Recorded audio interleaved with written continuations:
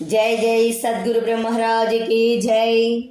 श्री शिवराम दीक्षित सद्गुरु परब्रह्मणे नमः। श्रीमद् बृहद्वासिष्ठ सिद्धांत निर्धारणను శ్రీమద్ అచలబోధ ప్రతిష్టాపన ఆచార్యులను శ్రీమద్రామడుగు శ్రీ శివరామ దీక్షితుల వారిచే రచయింపబడిన శ్రీమద్ బృహద్వాసిష్టమను శ్రీ శివరామ దీక్షితీయము. ఇప్పుడు దీక్షితీయము నుంచి ఆత్మానాత్మ ద్వైదోష రహిత ప్రకరణంలోని 2వ భాగము. ఏమన్నాడంటే, ఈ గుర్తెరిగే శరీరముకు తోసిన శరీరాలు వెంటనే ఏమీ లేదు అని దృఢం ఉన్నట్టు ఉంటే చాలు. స్వామి, ఇందుకు ఏమైనా చేయవలనా? ఏ సాధన చేస్తే కలదోసిన శరీరాలు ఏమీ లేదు అని దృఢమవుతుంది? శిష్య, ఏమీ లేదు, తనకు తానే దృఢం ఉన్నది. స్వామి, ఇక్కడ దృఢంతో కూడా ఏమీ లేదు. శిష్య, అలాగే కలదోసిన శరీరాలకు దృఢం ఉన్నదా? మళ్ళా ఏమీ లేదని అనుకుంటూ ఉన్నావా? స్వామి, ఉన్నంతసేపు ఉన్నట్టు ఉన్నవే, వెంటనే ఏమీ లేదు. శిష్య, అలాగే గురుమూలంగా ఎప్పుడు మేలుకుంటే అప్పుడే కొంచెమైనా శరీరం లేక కలతోసిన దేహాల వలె వెంటనే ఈ గుర్తెరిగే శరీరం ఏమీ లేదు. ఈ షత్తు అంటే చిన్నగా ఆశపడ్డా అంతా ఉంటుంది. ఇది రాజమార్గం. శిష్య, కలలో తోసిన దేహాలు ఈ దేహాలు చుట్టాలు. వీరికి వారికి మహాస్నేహం. నిత్యం మీరు లెస్సా ఉన్నారు కదా అని అన్యోన్యం ఏకాంతాలు కద్దు. మీకు ఏమీ విపత్తు లేదు కదా. నీ కలతోచిన వారు అడిగితే మీకు మీరే దిక్కు, మాకు మేమే దిక్కు అని వీరు వారు సమాధానం చేసుకుంటారు.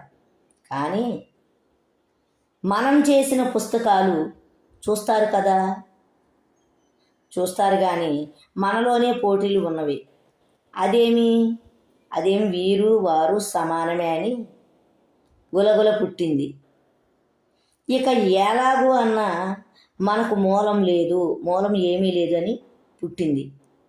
అంతా ఈ కలతోచిన సందేహాలు, కలతోసిన దేహాలు ఏమీ లేదు కదా. అలాగే ఈ మూలం లేని గుర్తిరిగే శరీరం ఏమీ లేదు అని కొందరు అనుకుంటూ ఉన్నారు. స్వామి, అలాగైతే మునిగే వెళ్ళి వచ్చినట్టే ఉండెను. ఎలాగ ఉన్నదే, ఏ సంతోషమూ లేదు. ఇంత మర్మం ఎవరు చెప్పిరి? మనలో స్వామి ద్రోహులు ఉన్నారు. అలాగైతే దేవతా భ్రాంతి అయినా లేదా? శిష్య, నీవు ఏమి లేకుంటే నీకు ఏమి భ్రాంతి ఉన్నది? అలాగే మూలం లేని గుర్తెరిగే శరీరం ఏమీ లేదు అని సరిపుచ్చుకుంటే ఏ భ్రాంతికి మూలం ఏమీ లేదు.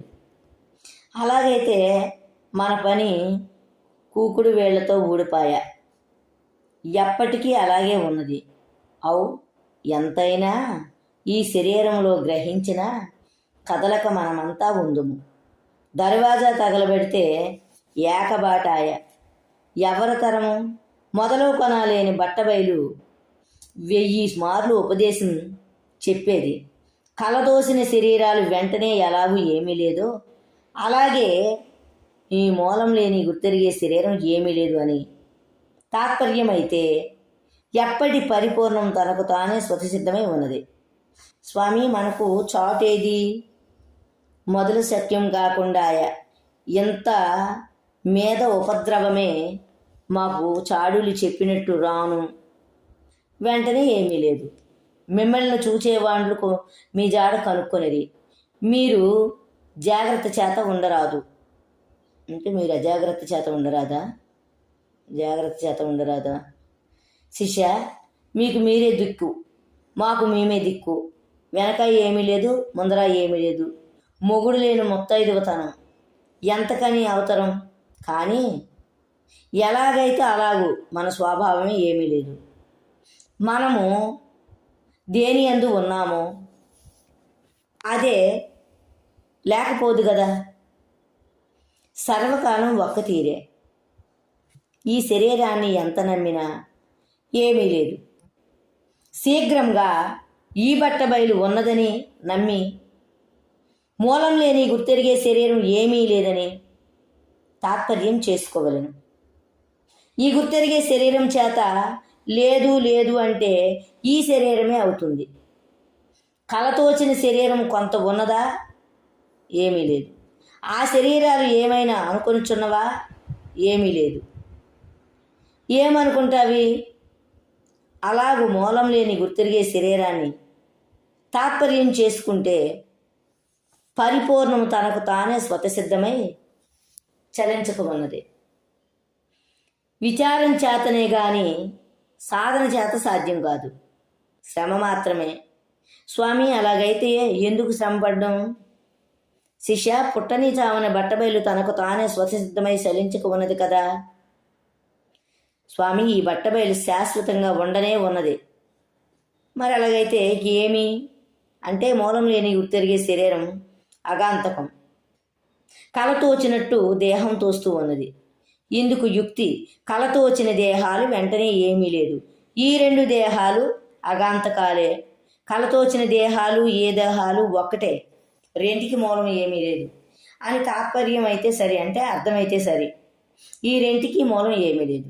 మధ్య వచ్చి మధ్య పోయే వాటికి మధ్యనే తోచింది, మధ్యనే ఏమీ లేదు. మూలం లేని గుర్తెరిగే శరీరం ఏమీ లేదు, ఏమీ తోచదు. సకల భ్రాంతులకు మూలం లేని గుర్తెరిగే శరీరమే. ఈ శరీరంలో కొంత సత్యమని ఆశపడ్డా అంతా ఎప్పటి వల్లనే ఉంటుంది. శరీరం పుట్టక మునిపే మొదలు కొనాలేని బట్టబయలు తనకు తానే స్వతసిద్ధమై ఉన్నది. ఉండి తాను పుట్టదు, రెండో దాన్ని పుట్టించదు. సర్వకాలం చెయ్యించక తనకు తానే జ్ఞాన కర్మ సాధన ద్వయం యొక్క అపేక్ష లేక, జ్ఞానం చేత కర్మాల చేత సాధ్యం కాక ఒక్క తీరుగా ఉన్నది. సాధన సాధ్య పరామర్శ రహితమైనది, తనకు తానే స్వతసిద్ధమై ఉన్నది. మూలం లేని గుర్తెరిగే శరీరం ఏమీ లేదు అని తనకు తానే విచారం చేత కలలో వచ్చిన శరీరాలు వెంటనే తనకు తాను ఏమీ లేదు అని దృఢమైనట్టు మూలం లేని గుర్తెరిగే శరీరం అలాగూ కొంచెమైనా ఏమీ లేదని తాత్పర్యం లెస్స అయితే ఎప్పటి బట్టబయలే స్వతసిద్ధమై ఉన్నది. ఆత్మ అనాత్మ అనే అడవిలో ఉండినా నర అడవి తప్పదు. సకల భ్రాంతులకు మూలం లేని గుర్తెరిగే శరీరమే కనుక అది ద్వైత అద్వైత రహితమైన పరమతత్వము. సరే, ఈ రోజుకి ఎంతటితో ముగిస్తూ మళ్ళా రేపటి భాగంలో కలుసుకుందాం. జై జై సద్గురు బ్రహ్మహర.